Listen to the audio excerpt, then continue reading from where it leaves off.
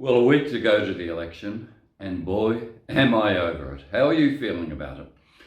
But when I have these negative feelings, particularly because this last week will be a lot of negative attack ads from both sides, I remind myself that Freedom House says less than 20% of the world's population lives in a full democracy. And I still believe in democracy. Reinhold Niebuhr, one of my favourite theologians, said, "Humans' capacity for justice makes democracy possible." He added, and humans' capacity and inclination for injustice makes democracy necessary. In other words, it is a check on hubris, on power, and being able to throw governments out doesn't necessarily produce the better government next time, but it is a bloodless way to be able to change government without violence. Behind the notion of a parliamentary majority at an election is we are the bigger force. Let's settle this with votes, not with violence.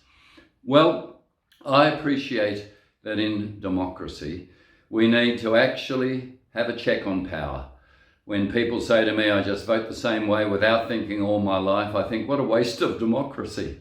All power corrupts, whatever political side it is. Only God's power is incorruptible. And it's why, for me, being able to say, I want my faith to influence my politics, I don't want the reverse. I don't want, because of my political wiring, to say this, therefore, is always the Christian position. I want to look at the policies. For me, creation care and the environment is very important. How we treat refugees. We can have border security without exaggerated cruelty. That is beneath us. How we think about young people who can't get into the housing market. And the huge $1 trillion debt, intergenerational debt, that my grandchildren will be paying off. I say to myself, it's really important to actually make democracy work for the common good. The rich will always have their tax havens. The rich will always be able to claim why their capital gains and negative gearing justifies their 5 or 6 houses. But someone's going to have to pay for the common good. Taxes sometimes have to go up for our young to get into the housing market.